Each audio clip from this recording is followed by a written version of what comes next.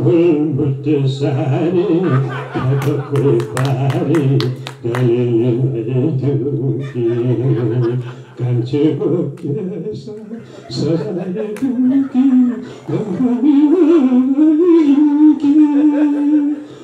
फुलबुट्टे सारी थपक्कै पारी सजाए ढुकी फुलबुट्टे सारी सपक पारी पछुरी मलमलको फुलहरू हेरी आफूलाई हेर्दा उमेरको अलमल भो फुलबुट्टे सारी थपक्कै पारी गलेले मैले ढुकी कान्छेको केश सजाए ढुकी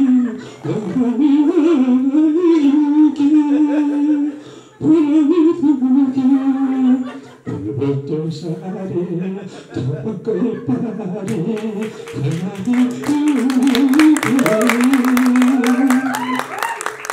अब यो भर्सन बनाएको कस्तो हुन्छ यो बुढो भर्सन फुलबुट्टे सारी थपक्कै पारी सजाए ढुकी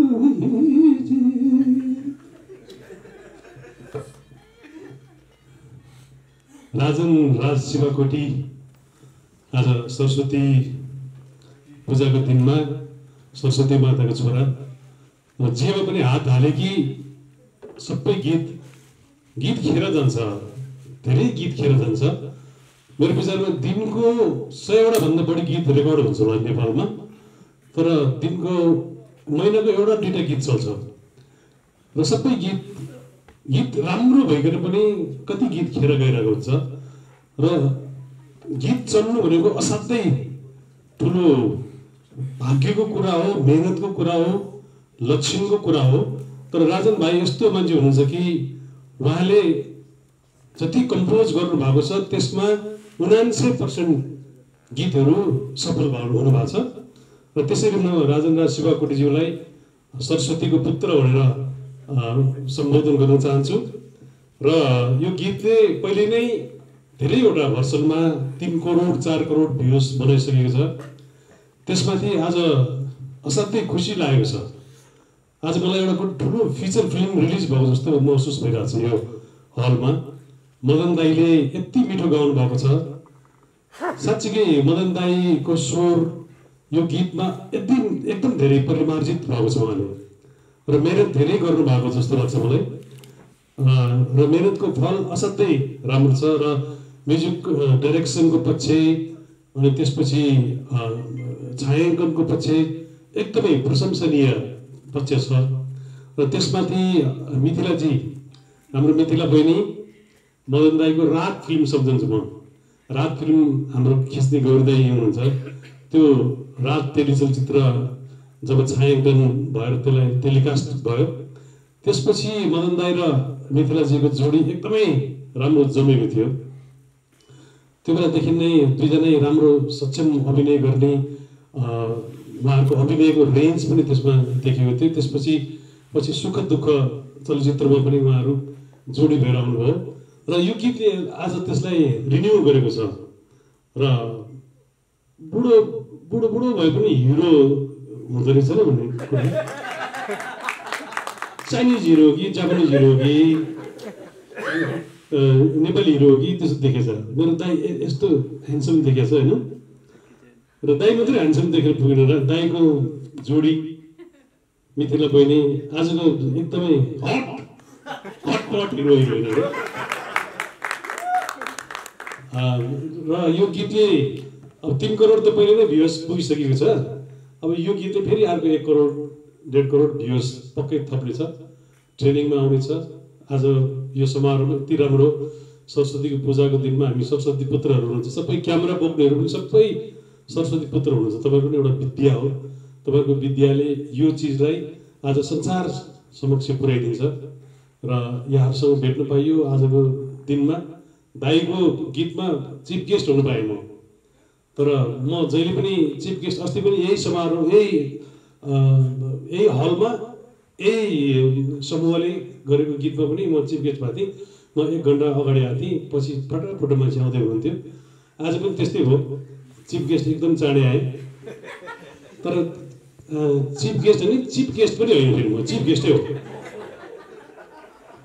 र आजको दिनमा यहाँसँग भेट्नु पाइयो हाम्रो दीपक श्रेष्ठ भाइको पनि आज जीको पनि भाइ भन्दाखेरि फेरि रिसाउनु होला छिप्पे त छिप्पै देखियो तपाईँलाई पनि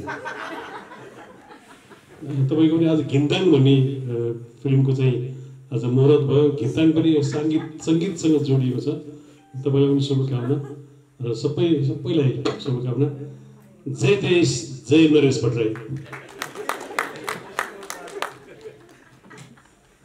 हजुरको आशिष सधैँ प्राप्त भइराखोस्। अब मित्र दिदीका कुरा सुन्नुपर्छ दिदीको अनुभव। सबैभन्दा पहिला त आजको यो पवन खडी श्री पञ्चमीको दिन सबै सरस्वती माताको आशीर्वाद पाएका आफ्नो विद्यामा निपुण व्यक्तित्वहरूलाई हार्दिक नमन गर्दछु। सँगसँगै आदरणीय दाइहरूको साथमा उभिन पाउनु मात्रै ठुलो कुरा हो। उहाँहरूले कुर्नु भएको यति ठुलो बाटो यति फराकिलो आकाशमा अलिकता मात्रै साथ पाउँदा आफूलाई भाग्यमानी ठानेकी छु। अब राजन भाइको कुरा गर्नुपर्दा गीतसँग चिनेको थिएँ, सङ्गीतले चिनेको थिएँ, टेलिफोनमा बोलेको पनि थिएँ, प्रत्यक्ष भेट भएको थिएन। अघि आएँ नरेश भाइसँग कुरा गरिराख्दा उहाँ हो कि जस्तो पनि लाग्यो। उहाँले पनि केही भन्नु भएन, नमस्ते भयो, सबैलाई नमस्ते गरेँ। अनि गएर मैले हरिदाईलाई सोधेँ, हरिदाई मैले त नरेश भाइ के अरे हाम्रो राजन भाइलाई चिनेकै छैन भन्दा के भन्नुभयो भने थाहा छैन, फुलबुट्टे कोट लगाएको भनेपछि पुगिहाल्यो। किनभने शिरदेखि पाउसम्म नेपालमा मात्रै होइन सारा संसारमै फुलबुट्टे भएर चिनेको मान्छेलाई मैले नचिन्नु मलाई आफूलाई धिक्कार छ जस्तो लाग्यो। किनभने यस्तो आफ्नो कलाकृतिले सबको मन जितिसक्नु भएको छ, यहाँलाई पनि बधाई छ। र हाम्रो युवा पिँढी मलाई पनि भन्नुपर्छ मैले, किनभने हाम्रो निर्देशक राजेश भाइलाई उहाँसँग यति धेरै छ। अब अहिले त जस्ट टेलर मात्रै जस्तो लाग्छ, किनभने क्रिएसन गर्ने मान्छे र उहाँसँग यति इजी पनि रहेछ। सुरु उहाँसँग अलमल छैन। अब हामीलाई बरु अप्ठ्यारो लाग्छ के गर्नुहुन्छ होला जस्तो लाग्थ्यो होइन, तर उहाँ यति सजिलोसँग आफ्नो विषयवस्तुसँग यति सफासँग काम गर्नुभएको छ, त्यो स्क्रिनमा देखिएकै छ। काम क्रिएसन गर्नेहरूको काम आँखाले देखेर यहाँ बस्ने हो, उहाँ सबैको हृदयमा बस्नु भएको छ। धेरै धेरै बधाई छ तपाईँलाई पनि। र जो जहाँ बसे पनि तपाईँहरूको क्यामेरामा तपाईँहरूको कलममा नपरुन्जेल कोही कहीँ पनि पुग्दैन। मैले बोल्दा एकजनाले सुन्ला र तपाईँहरूले देखाउनु भयो लेख्नु भयो भने संसारले सुन्छ, होइन त दाइ? किनभने संसार माध्यम यति सशक्त भइसक्यो कि हामीले रङ्गमञ्चदेखि सहकार्य गरेका छौँ, तर हामीले सुरु गर्दा यति दौडिने यति सजिलो थिएन। अहिले 1 मिनेटमा संसारको कुनामा पुगिन्छ, सेकेन्डमा पुगिन्छ। यो सबै अहिलेको नयाँ प्रविधि नै हो र अहिलेको प्रविधिमा हुर्केका सबै नयाँ जेनेरेसनहरूलाई, नयाँ पिँढीहरूलाई अगाडि बढ्ने शुभकामना दिँदै आज मलाई यो मौका दिने सबैभन्दा म मदन दाइसँग धेरै आभारी छु। उहाँको स्वर कान सुन्ने आँखा सुन्ने हो भने मदन दाइले 25 वर्ष अगाडि गए जस्तो लाग्छ, हो कि आज गए जस्तो लाग्दैन। मैले भन्दा कहिले गाएको गीत भनेर पनि सोधेँ। मतलब मदन दाइले गीत सङ्गीतलाई ओझेलमा पार्नु भयो भन्ने गुनासो म कहिलेकाहीँ गर्छु भने, दाइ तपाईँ लेख्नुहुन्छ गाउनुहुन्छ तर कहिलेकाहीँ गीत सङ्गीत अलिक ओझेलमा परेर अरू विधा चाहिँ अगाडि गाऊ कि जस्तो लाग्छ भन्थे। तर एकपल्टको यस्तो मारिदिनु भयो कि मेरो बोल्ती बन्द भयो। यस्तो राम्रो गाउनु भएको छ दाइ। मैले कोसिस गरेँ बन्दाइलाई साथ दिने, सूर्यको अगाडि दियो भने जस्तो भयो।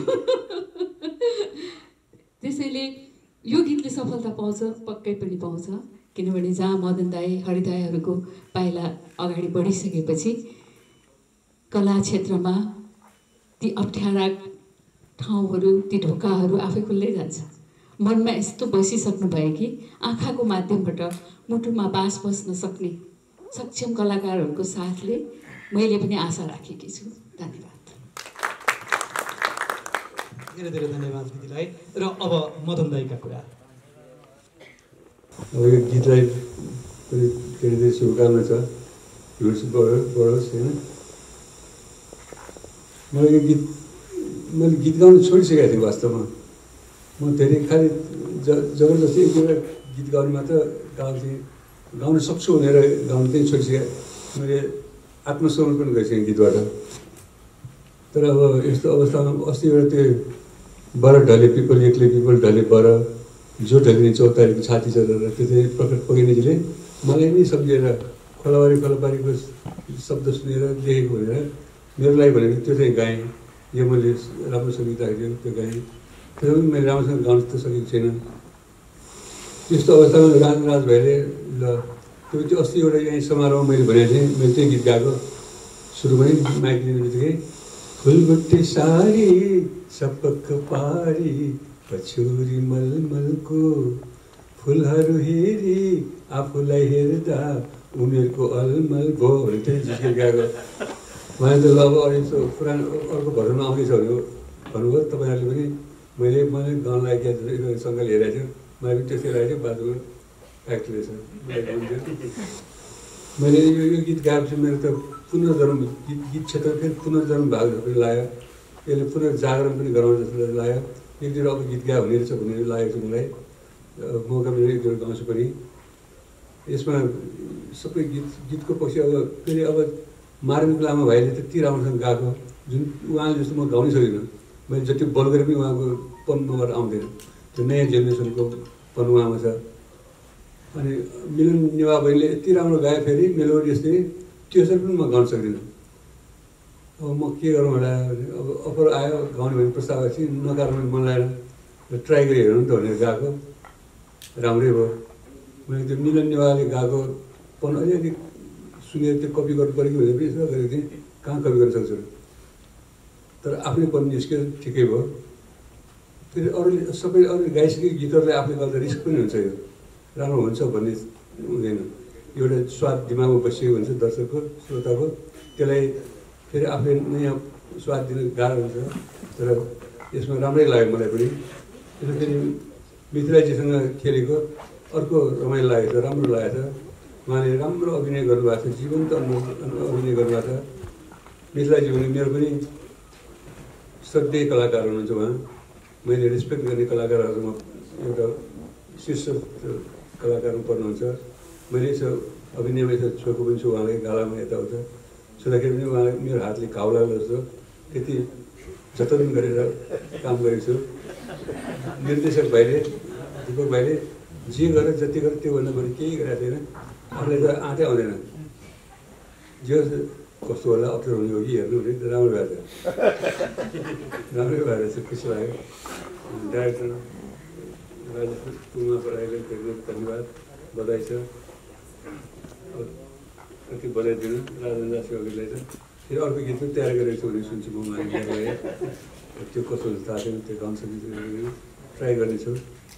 मिथिला बहिनीलाई धन्यवाद, टिमलाई धन्यवाद, नरेश भाइलाई धन्यवाद, यो सबै क्यामेरा भाइहरूलाई धेरै धन्यवाद, जर्नलिस्टलाई धन्यवाद। यो क्यामेराहरूको अहिले लेन्सहरू हेर्दाखेरि मलाई संसारमा छिर्ने ढोका जस्तो लागेको छ। त्यहाँ गएर सिधा त्यहाँ भित्तामा गएर त्यहाँ ठोकिन्छ, नाक ठोकिन्छ। त्यहाँ क्यामेरा पनि ठोकिने जस्तो लाग्छ। त्यहाँबाट छिरेर स्ट्रिमिङ गर्दै उड्दै संसारमा उड्न सकिन्छ जस्तो लाग्छ। त्यस्तोमा हो नि, तपाईँहरूले हामीलाई उडाइदिनु भएको छ, तपाईँले हामीले संसारको कुना कुना पुऱ्याइदिनु भएको छ। तपाईँहरूसँग अत्यन्त कृतज्ञ छु। जे होस्, जे फोटो जर्नलिस्ट, जे फिल्मी जर्नलिस्ट, जे पत्रिकाहरू सबैलाई धन्यवाद छ। आज श्री पञ्चमीको दिन छ। नेपालीहरू सबै शिक्षित हुन्। हामी लोकतन्त्रको कुरा गर्दैछौँ। लोकतन्त्र भनेको शिक्षित जनताहरूले उपभोग गर्ने तन्त्र भयो।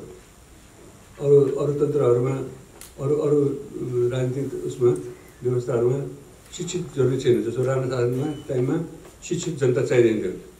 अशिक्षित भए त्यही राम्रो। दरबार स्कुलमा पढाउनलाई दरबारको सिफारिस गर्नु पर्थ्यो, त्यस्तो अवस्था थियो होइन। तर त्यस्तो जनतालाई शासन गर्ने शैली पनि हुन्छ। तर शिक्षित जनताले शासन गर्न एकदम गाह्रो पनि हुन्छ, सजिलो पनि हुन्छ ट्र्याक मिल्यो भने। त्यस कारण शिक्षित जनताले जति बढी शिक्षित जनता हुन्छ त्यति राजनीति यो प्रजातन्त्र पनि इस्टाब्लिस राम्रो हुन्छ भन्ने लाग्छ। त्यस कारण यो माता सरस्वतीको आशीर्वाद लागोस्, नेपाली जनताहरू सबै शिक्षित हुन्, यही भन्न चाहन्छु। हरिवंशलाई धन्यवाद दिउँ कि नदिउँ?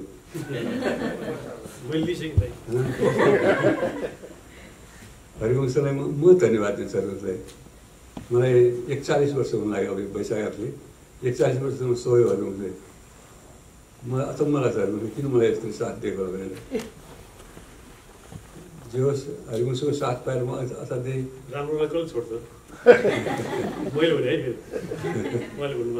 हरिवंशको प्रशंसा गर्दा म पोकिन्छु। हरिवंशको त्यस्तो साथ पाएको छु मैले। Thank you Harivansh, thank you सबैलाई धन्यवाद।